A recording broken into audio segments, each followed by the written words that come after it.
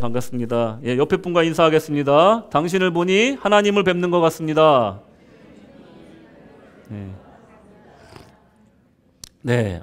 제가 이 인사법을 처음 했을 때 다들 저를 바라보고 멀뚱멀뚱 계셨는데 이젠 잘 하시네요. 네. 자, 또 인사하겠습니다. 주님 안에 은혜 많이 받으십시오. 할렐루야. 네, 감사합니다. 네, 감사합니다. 네, 오늘은 사무엘상 말씀을 가지고 청종이라는 제목으로 함께 은혜 나누도록 하겠습니다. 여러분들 우리나라 빅데이터 전문가 하면은 송기령 씨를 많이 이제 얘기를 합니다. 다음 소프트 부사장을 하고 있는 분인데, 다음은 우리가 많이 쓰는 한메일을 만든 그 포털 사이트죠.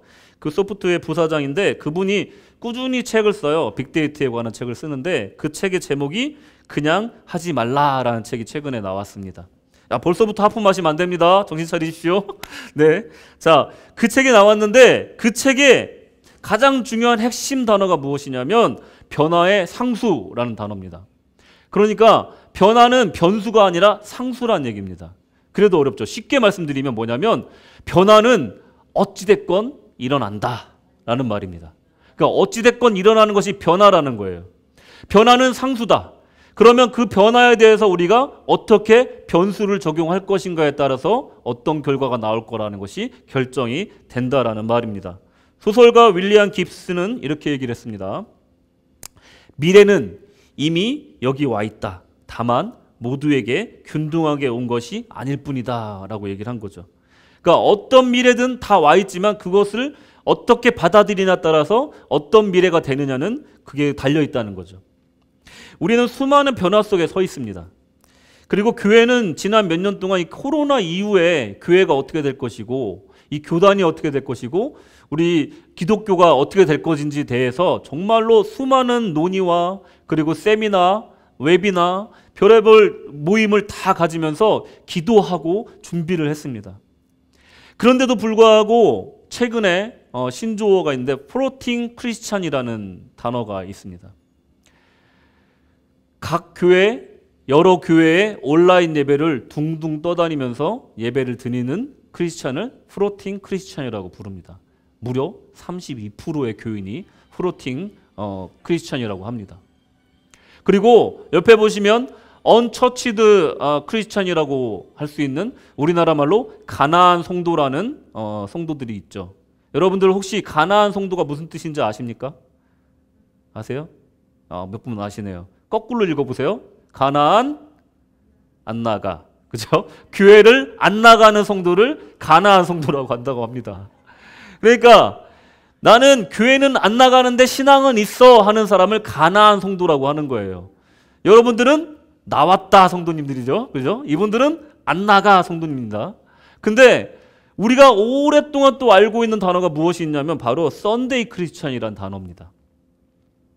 그 어떤 헌신이나 영성생활, 봉사 같은 것을 하지 않고 교회에 출석만 하는, 그러니까 인간관계만 하는 그런 교인들을 썬데이 크리스찬이라고 얘기를 하고, 또 재밌는 얘기로 하면 또 후탁 성도라고도 합니다. 그게 뭐냐면 성경책이 있는데 딱 꺼내서 먼지가 있으니까 후탁 하고 가지고 나온다고 해서 그 후탁 성도라고도 한다고 합니다. 근데 이게 참 교회에는 오랫동안 걱정거리였습니다. 예배만 참석하고 실질적인 삶의 변화가 없는 성도들. 이분들을 위해서 우리가 어떻게 하면 그분들에게 동기부여를 해주고 그 심령을 새롭게 할 것인가. 이게 목회의 가장 큰 목표 중에 하나입니다. 여러분들 요즘에 페이스북, 유튜브 많이 보실 겁니다. 사회 연결망 서비스는 우리가 선호하는 이런 게시물을 우리가 보다 보면 자연스럽게 AI가 우리가 좋아할 만한 그런 영상이나 정보들을 자동으로 추천해주는 그런 기능이 있습니다.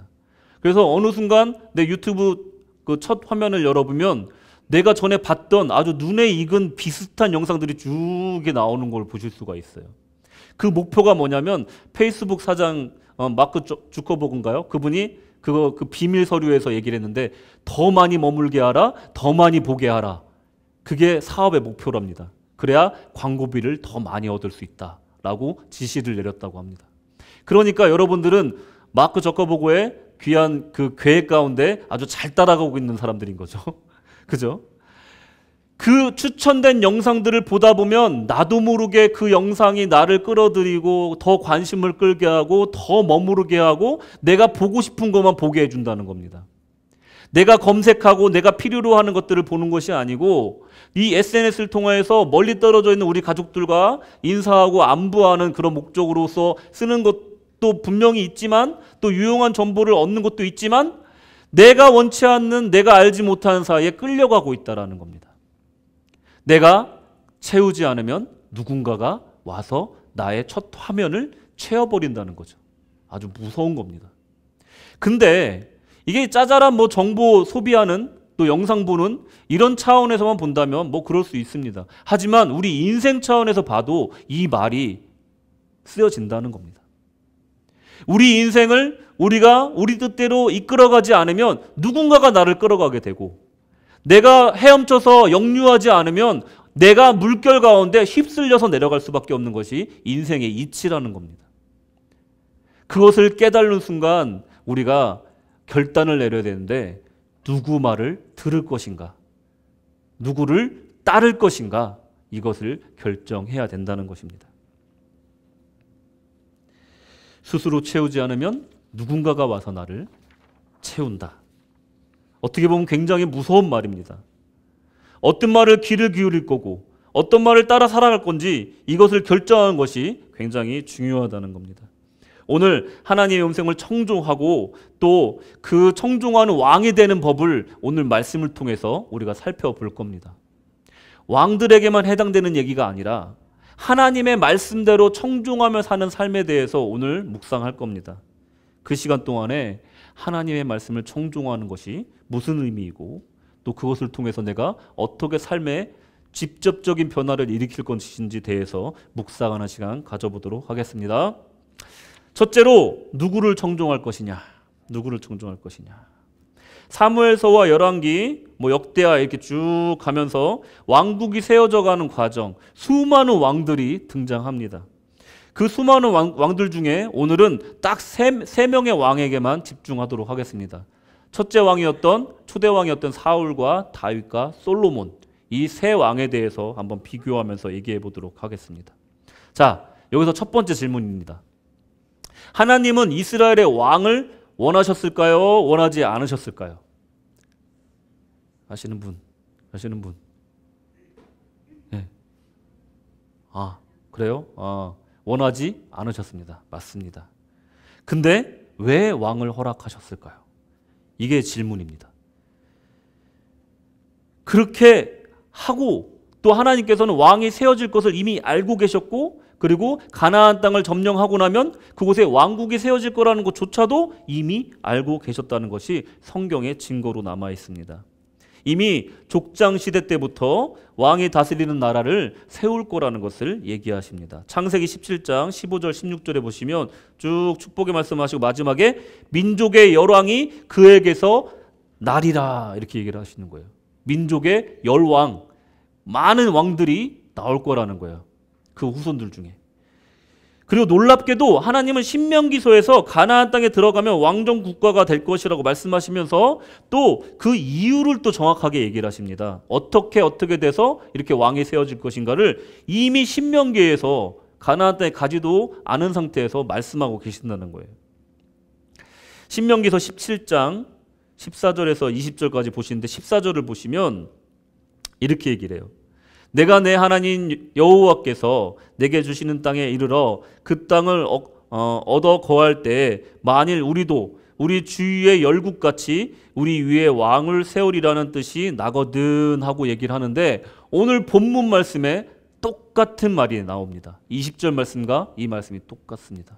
그러니까 오래전부터 하나님께서는 이 왕을 세워야 된다는 것을 변화의 상수로 보신 거예요.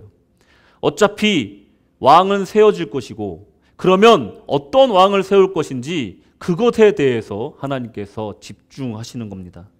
이왕 왕을 세울 거면 내 말을 청종하는 왕을 세워라. 내가 요구하는 것을 지키는 왕을 세우고 백성들을 내게로 가까이 인도하는 올바른 영적 지도자를 세워라 라는 조건부 승낙을 하신다는 겁니다. 하나님께서는 왜 왕을 세우는 것을 걱정하셨을까요?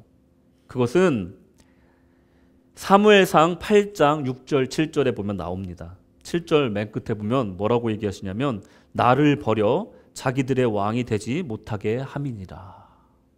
그 앞에 뭐라고 나오냐면 사무엘아 너를 버린 게 아니야. 백성들이 너를 버린 게 아니야. 사람들이 나를 버린 거다라고 얘기를 하고 있는 겁니다. 이게 무슨 말이냐면 백성들은 눈에 보이는 지도자를 원한다는 겁니다. 내 손에 잡히는 신을 원한다는 겁니다. 그런 의미에서 왕이 굉장히 위험한 옵션이었다는 것을 하나님께서는 알고 계셨던 겁니다. 만약에 이들이 왕을 세워주면 열방과 같이 다른 나라와 같이 그 왕이 군림해서 하나님을 잃게 하고 다른 신을 섬기게 하면 어떡하나 하는 걱정이 있으셨고 이미 알고 계셨는데도 불구하고 다시 한번 기회를 주는 겁니다. 백성들이 분명 왕을 요구할 것이라는 것을 하나님은 변화의 상수로 여기시고 차선책을 얘기하시고 또 하나님을 중심으로 하는 하나님을 올바르게 섬기기를 원하는 그 마음을 전달하시고 그리고 하나님을 제대로 따르는 성군이 되는 방법에 대해서 아주 자세하게 알려주십니다. 그것은 사무엘상 8장 15절에 이렇게 나와 있습니다. 15절.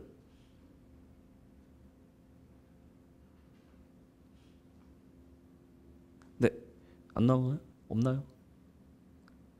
8장 15절. 있을 거예요. 뒤에 한번 넘겨보세요. 제가 일부 예배 때 읽었었어요.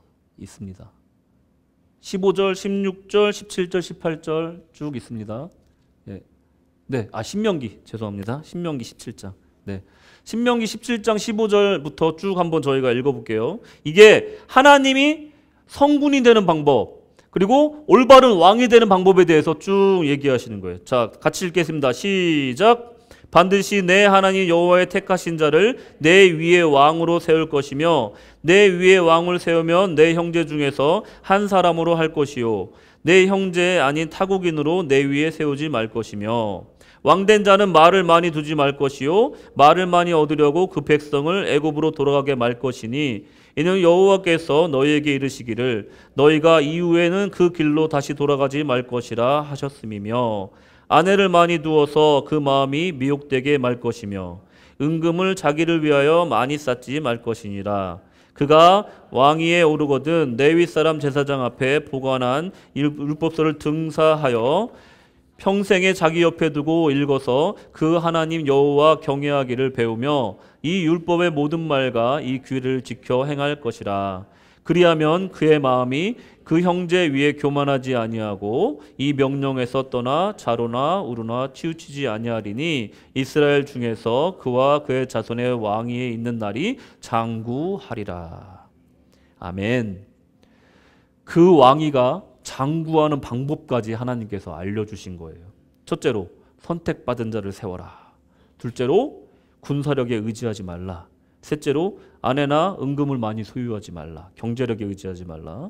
또 율법서를 옆에 두고 항상 그 말씀을 읽고 지켜라 하는 4가지 명령을 내리신 겁니다. 아주 명확하죠. 그냥 시키신 대로 하면 되는 겁니다. 그러면 너의 왕위가 장구하리라 이렇게 약속하신 거예요. 자, 이 조건을 가지고 제가 이 세 왕을 비교해 봤습니다. 사울과 다윗과 솔로몬. 쭉 보세요. 첫째로 군사력에 의지했는가 의지하지 않았는가. 애굽으로 돌아가게 할 것이다. 군사력에 의지하면. 무슨 말이냐면 세상의 방식으로 돌아간다는 겁니다. 사울 어땠습니까? 네, 군사력에 의지를 했습니다. 또 이 사람들은 앞에 거부터 할게요. 기름 부음을 받았느냐 택함을 받았느냐. 네, 세 사람 모두 택함을 받은 왕이었습니다. 출발은 다 택함을 받은 왕으로 시작합니다. 두 번째로 사울은 군사력에 의지합니다. 다윗은 군사력에 의지하지 않고 또 솔로몬은 노골적으로 군사력에 의지하고 하나님을 배반합니다. 17절에 보면 은금과 아내를 많이 갖지 말라 이렇게 얘기를 했는데 왜냐하면 마음이 미혹하게 된다고 그래요. 자, 사울은 딱 2명의 아내만 갖고 있었습니다. 다윗은 8명, 솔로몬은 난리 났죠. 700명의 아내와 300명의 첩을 거느렸다고 합니다. 난리가 난 겁니다. 예, 아주 그냥. 예, 그리고 율법 읽고 지켜라. 이것은 교만하지 말고 좌우로 흔들리지 않게 하기 위함이라고 얘기를 했는데 사울은 율법을 어겼습니다. 사무엘상 13절에서 제사법을 어겼고요. 15장에서는 그 전리품을 자기 마음대로 취했습니다. 그리고 다윗은 간음과 살인을 저질렀죠. 솔로몬은 우상 숭배를 하는 것이 나와 있습니다. 자, 제위 연수에 대해서는 나중에 말씀을 드릴게요. 딱 보니까 어떠세요? 느낌이 어떠십니까? 새 왕을 보니. 우리가 흔히 사울은 나쁜 왕, 다윗은 좋은 왕, 솔로몬은 최전성기를 달린 왕으로 기억을 하잖아요. 근데 제가 이 표를 만들면서 성경을 이렇게 찾고 자료를 찾아보는데 딱 드는 생각이 와, 거기서 거기네. 그런 생각이 들더라고요. 사울만 나쁜 왕이 아니었구나라는 생각이 탁 들더라고요. 오히려 인간적인 눈으로 볼 때 사울이 오히려 죄를 덜 진 것처럼 보인다는 거예요. 1차적인 눈으로 볼 때. 사울은 원래 아주 훌륭한 청년이었고 또 성실한 청년이었다는 것을 우리가 성경에서 알 수가 있습니다. 사무엘상 9장 2절에 보면 기스가 아들이 있으니 그 이름을 사울이요 준수한 소년이라. 이스라엘 자손 중에 그보다 더 준수한 자가 없대요. 이스라엘 자손 중에 최고로 준수한 소년이에요. 그래서 키도 모든 백성보다 어깨 위가 더 하더래요. 그냥 지금으로 말하면 진짜 인싸 중에 인싸, 훈남 중에 훈남인 거죠. 예, 그죠? 승리야, 이런 남자, 이런 오빠 만나면 어떻게 하겠니? 그죠? 예, 오빠 전화번호 하나 주시겠어요? 이렇게 할 수밖에 없겠죠. 너무 승리는 안 하겠죠. 승리는 훨씬 나니까. 자, 할 거예요. 엄마가 더 난리네. 자, 이런 준수한 청년이 있으면 당연히 탐납니다. 모든 사람이 봐도 왕을 하고도 남지라고 얘기를 할 겁니다. 거기다가 하나님은 공평하시다고 하는데 이렇게 좀 잘생기고 또 모든 능력이 뛰어난 사람은 성격이 좀 안 좋아. 그죠? 근데 사울은 그렇지가 않았습니다. 성격까지, 품성까지 좋았다는 것을 우리가 알 수가 있습니다. 부모님 말씀도 잘 듣고 또 잃어버린 나귀 새끼를 찾아서 산을 돌아다니면서 아버지의 명령을 꾀부리지 않고 잘 따릅니다.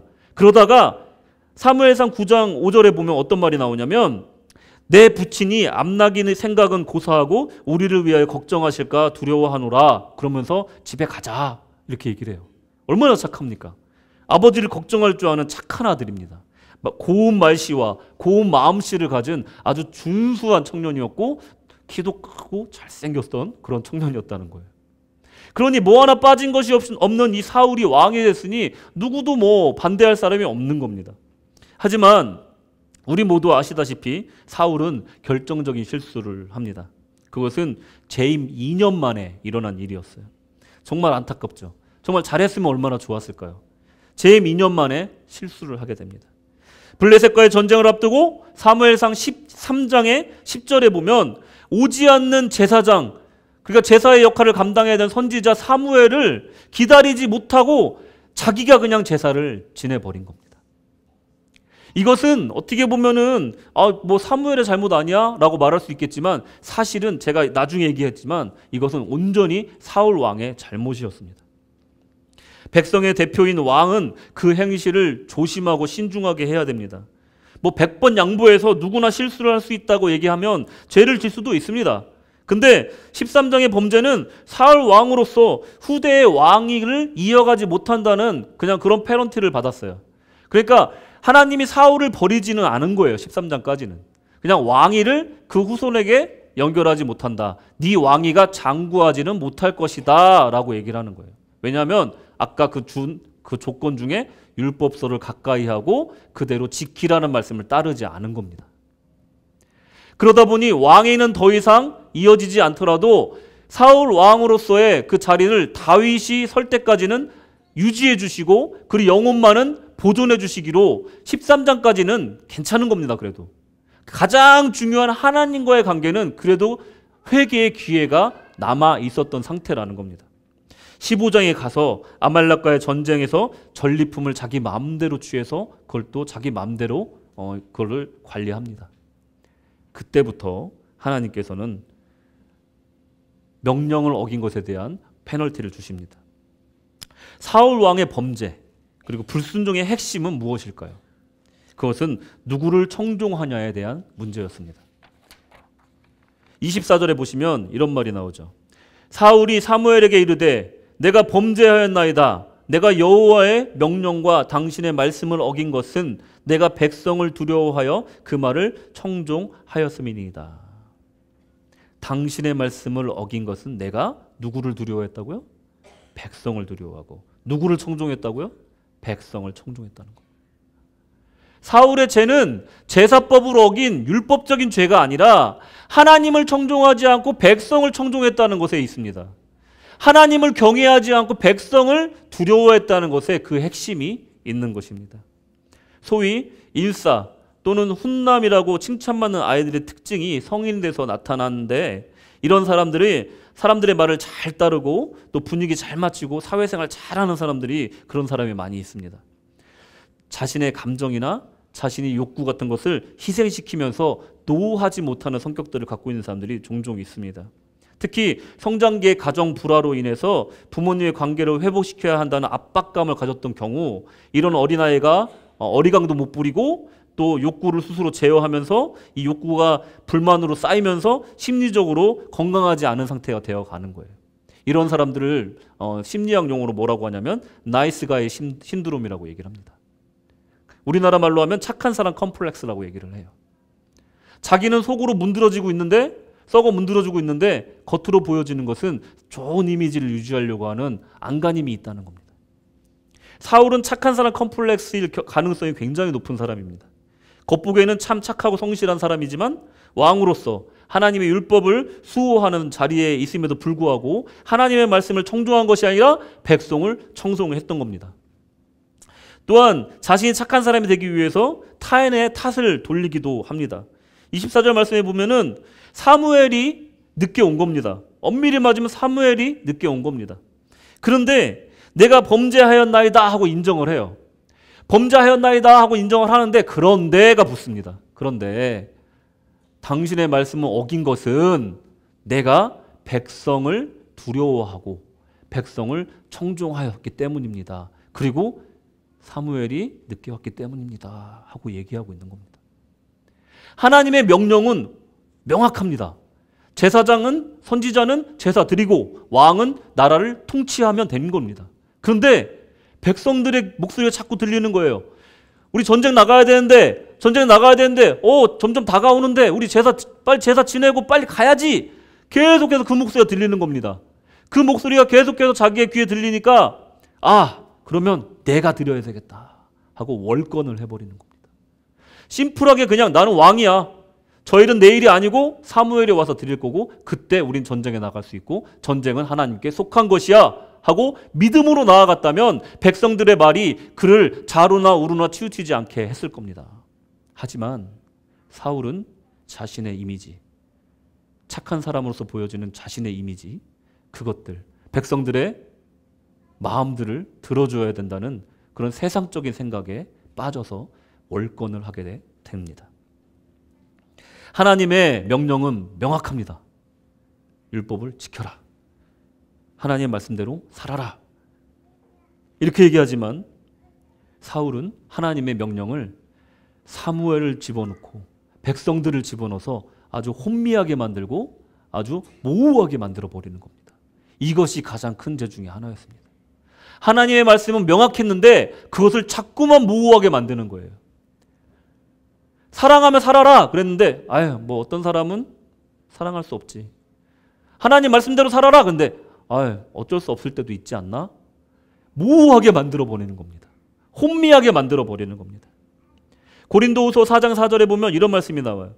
그 중에 이 세상의 신이 믿지 아니하는 자들의 마음을 혼미케 하여 그리스도의 영광의 복음의 광채가 비추지 못하게 함이니 라는 말씀이 나옵니다. 세상 공중권세 잡은 자는 우리가 복음의 빛 가운데 나오지 못하게끔 검은 구름을 항상 칩니다. 그 빛이 우리에게 비치지 않게 모든 힘을 다해서 방해를 한다는 거예요. 혼미하게 하고요. 그걸 모호하게 만드는 겁니다. 하나님께로 나아오면, 복음 앞으로 나아오면 구원받고 영생을 얻는데 자꾸만 이유를 만드는 겁니다. 잘못된 신학자들은 성경을 보면서 별의별 이야기를 다 합니다. 홍해가 갈라진 것은 그 물이 벽이 되었다라고 하나님께서 말씀으로 말씀하시는데도 불구하고 제부도를 가봐라. 바다가 갈라지잖아. 그 습지를 통해서 홍해를 건너간 것을 상징적으로 표현한 거야 하고 우리를 미혹합니다. 그런 홍해가 갈라진 사건 같은 건 과학적으로 일어날 수가 없어 라고 우리를 미혹합니다. 처녀가 어떻게 잉태를 하냐? 또는 수많은 기적들, 오병이어가 뭐냐? 그냥 갖고 온 사람들이 빵을 다 하나씩 모아서 모아봤더니 많이 돼서 그거를 오병이어다 한 거다. 이렇게 얘기하는 신학자들이 너무너무 많습니다. 자유주의 신학자 중에. 그래서 어떤 신학자가 이렇게 얘기를 해요. 우리가 믿을 수 없는 것을 다 빼면 성경에 남는 것은 첫 표지와 마지막 장밖에 없을 것이다. 우리가 믿을 수 있다고 해서 믿고 우리가 믿을 수 없다라고 해서 믿을 수 없다라고 말하는 것은 하나님의 그 명확한 말을 모호하게 만들고 미혹한다는 것입니다. 사울 왕 같은 경우는 바로 그런 오류에 지금 빠져 있는 겁니다. 진리는 심플하죠. 예수 믿으면 구원받습니다. 예수 믿으면 구원받을 수도 있지가 아니라 예수 믿으면 구원받습니다. 아멘. 그것을 혼미하게 만드는 것이 세상의 문화고 세상의 가치관이라는 겁니다. 하나님의 명령이 명확하다는 것을 기억하시기 바랍니다. 그 말씀을 지키는 것 또한 아주 단순합니다. 사울 왕은 집권 초기에 생각이 굉장히 많았던 것 같습니다. 자신의 선한 이미도 지켜야 되고 민심도 얻어야 되고 하나님 말씀도 따라야 되는데 슬프게도 모두 다 놓쳐버렸습니다. 하나님을 믿는다는 것은 가끔은 대부분은 핍박 중에도 우리가 지켜야 되는 경우가 많이 있습니다. 우리가 잊지 말아야 될 것은 주님 뜻대로 산다는 것은 편한 길만이 아니라는 것입니다. 때로는 사람들의 지지를 받지 못하는 경우도 있고요. 오히려 핍박을 받는 비난을 받을 수도 있습니다. 세상과 우리가 속해 있는 조직은 우리를 계속해서 압박합니다. 우리의 관행을 따라라. 네 생각이 아니라 우리의 법을 따라라. 로마에 왔으면 로마의 법을 따라라. 사회생활을 그렇게 하는 것이다. 여러 사람 다 그렇게 하는데 왜 너만 튀냐? 이런 얘기를 우리가 속해 있는 조직이나 사회에서는 계속해서 합니다. 우리를 압박합니다. 그럼에도 불구하고 우리는 집단 속에 속해야 하고 세상을 살아가기 때문에 많은 갈등 속에 번민할 때가 많이 있습니다. 하지만 그럴 때 단순하게 생각하십시오. 하나님의 뜻이 아닌 것은 하지 않는다. 복음의 광채로 나아가겠다. 나는 예수 그리스도를 믿는 그리스도인이다. 이것을 외치겠다. 순응을 요구하는 집단의 압력에 맞서 죽음 앞에서도 자신의 말씀이며 창조주라는 것을 끝까지 주장했던 구세주처럼 미지의 세계에 대한 두려움을 줄이고 나아가 집단에 속하면서도 집단을 초월할 수 있어야 된다라고 조던 피터슨은 얘기합니다. 마태복음 5장 10절에서 13절 다 함께 읽겠습니다. 시작. 의를 위하여 핍박받는 자는 복이 있나니 천국이 저희 것임이라. 나를 인하여 너희를 욕하고 핍박하고 거짓으로 너희를 거스려 모든 악한 말을 할 때에는 너에게 복이 있나니 기뻐하고 즐거워하라. 하늘에서 너희의 상이 큼이라. 너희 전에 있던 선지자들을 이같이 핍박하였느니라. 너희는 세상의 소금이니 소금이 만일 그 맛을 잃으면 무엇으로 짜게 하리요. 후에는 아무 쓸데없어 다만 밖에 버리워 사람에게 밟힐 뿐이니라. 아멘. 만약에 사울이 천국에서의 기쁨과 천국에서의 상급을 생각했다면, 백성의 말을 듣지 않았다면 하나님께 장구한 왕이어도 뿐만 아니라 하나님의 축복을 풍성하게 누렸을 것입니다. 너희는 세상의 소금이다. 짠맛을 잊지 마시기 바랍니다. 물론 사울도 자신의 죄를 뉘우쳤지만 자신이 더 이상 이스라엘의 왕이 되지 못하는 것에 대해서 하나님 앞에서 굉장히 절망합니다. 그래서 나머지 재위 기간을 다윗을 죽이는 데 목표를 삼아서 살아가게 됩니다. 이 얼마나 슬픈 인생입니까? 여러분들, 사울의 노력과 상관없이 사울은 왕이 됐습니다. 하나님이 주신 과분한 선물이 바로 이 왕으로서 하나님의 나라를 섬길 수 있는 기회였다는 거죠. 하나님을 위해 헌신할 수 있는 기회를 얻는 것만으로 감사했으면 사울이 어떻게 됐을까요? 저는 오늘 하나님께 감사합니다. 저의 기도는 항상 시작이 이 감사로 시작됩니다. 저같이 모자르고 흠이 많은 사람을 하나님의 나라를 위해서 헌신할 수 있는 기회를 줬다는 것만으로 저는 하나님께 감사합니다. 특히 이 구세군 사관으로서 제가 섬길 수 있다는 것은 정말 감사한 일입니다. 여러분들, 제가 하나 질문을 드리겠습니다. 여러분께 하나님이 주신 이 헌신의 기회는 무엇입니까? 그 일이 작든 크든 귀히 여기시고 세상의 사람들의 평가나 인간관계보다 하나님이 주신 헌신의 기회에 감사하시고 그 헌신에 충실하시기를 하나님의 이름으로 축복합니다. 아멘. 다윗도 그랬습니다. 다윗도 죄를 지었습니다. 밧세바 사건 외에도 다윗에 대해서 모든 성경이 긍정적으로 얘기하는 것 같지만 아모스서 6장 3절에서 5절을 보시면 너희는 흉한 날이 멀다 하여 강포한 자리로 가까워지게 하고 상하상에 누우며 침상에서 기지개 켜며 양떼에서 어린 양과 우리에서 송아지를 취하여 먹고 비파에 맞춰 헛된 노래를 지절거리며 다윗처럼 자기를 위하여 악기를 제주하며. 하나님의 말씀을 청종하지 않고 하나님과 마음이 통하지 않는 상태에서 찬양을 하는 것조차도 다윗은 지절거리는 것으로 평가받았습니다. 제가 보여드렸던 그 표를 다시 한번 상기해 보시기 바랍니다. 그 안에 또 다른 놀라운 사실이 있는데 그것은 세 왕 모두가 재위 기간이 똑같다는 겁니다. 사울도 40년, 다윗도 40년, 솔로몬도 40년이었습니다. 이게 무슨 의미입니까? 아무리 발버둥 쳐도 영원할 것만 같은 권력도 영원할 것만 같은 부귀도 아무리 발버둥 쳐도 사울도 다윗도 솔로몬도 똑같이 40년이었다는 겁니다. 아무리 발버둥 쳐봐야 40년밖에 할 수 없다는 거죠. 아무리 화려한 인생을 사는 사람을 보고 부러워하여도 아무리 부자인 사람을 바라보고 부러워하여도 결국은 우리는 죽는다는 겁니다. 발버둥 쳐봐야 인생이라는 겁니다. 그 인생을 누구를 청종하며 살아갈 것이냐, 어떤 것을 쫓아 살아갈 것이냐를 결정하는 것이 얼마나 중요한지를 우리 사울을 통해서, 다윗을 통해서, 솔로몬을 통해서 우리가 알 수 있다는 것입니다. 발버둥 쳐봐야 40년이라는 겁니다. 만군의 하나님 여호와께서 가라사대 주 여호와가 자기를 가리켜 맹세하였노라. 내가 야곱의 영광을 싫어하며 그 궁궐을 미워함으로 이 성읍과 거기 가득한 것을 대적에게 붙이리라 하셨느니라. 아모스서 6장 8절 말씀입니다. 하나님이 주시지 아니한 영광은 하나님이 싫어하신다는 겁니다. 하나님이 주시지 아니한 궁궐을 하나님이 미워하신다는 겁니다. 하나님이 주신 것, 그것을 감사하면서 하나님의 말씀에 청종하면서 따라가는 그 삶을 살아야만 진정한 행복을 누릴 수 있다는 겁니다. 둘째로 청종이라는 것은, 하나님을 청종한다는 것은 무슨 뜻일까요? 들을 청자를 어떻게 쓰는지 아십니까? 보면 되게 흥미로운 글자죠.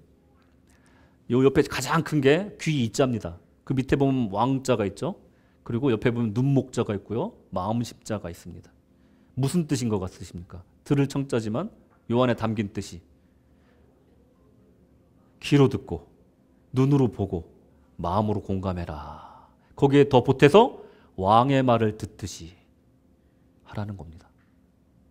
그러니까 육체적으로 듣고 끝나는 것이 아니라 들었어 하고 휘 사관님이 뭐라고 얘기했는데 네 아멘 그러고 슉 들어가면 이거는 청이 아니라는 거죠. 그죠?